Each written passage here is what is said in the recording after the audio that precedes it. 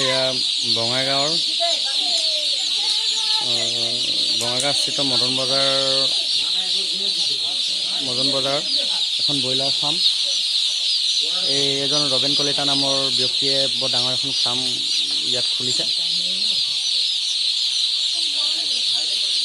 আৰু আমি ইয়াত প্ৰায় অহা সপ্তাহে হ'ল। আচলতে এইবিলাক হ'ল কোম্পানীৰ ব্ৰইলাৰ। এখেত ৰবেন কলিতা এজন আদৰ্শ ব্যক্তি।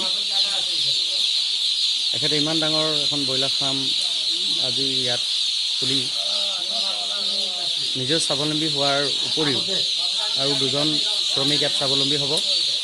এনেকৈ যদি প্ৰতিজন অসমীয়াই এনেকুৱা ধৰণৰ কোম্পানী কৰি ব্যৱসায় কৰে, নিশ্চয় সকলোৱে স্বাৱলম্বী হ'ব। আৰু আমি ৰবেন কলিতাদেৱক আমি কৃতজ্ঞতা জ্ঞাপন কৰিছোঁ, যাতে অনাগত দিনত এনেকুৱা আৰু ব্ৰইলাৰ ফাৰ্ম তেখেতে 2-3খন খুলিব পাৰে, তাকে কামনা কৰিলোঁ।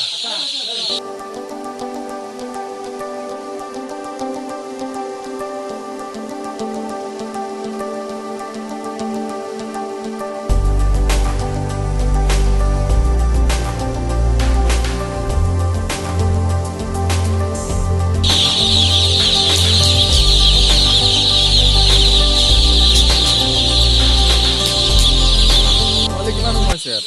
3,000। এইটো খৰচ কিমান হৈছে ঘৰটো? 2.5 লাখ।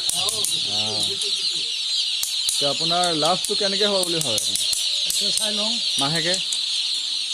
কিমান হয় এতিয়া। আচ্ছা। গ'লে আৰু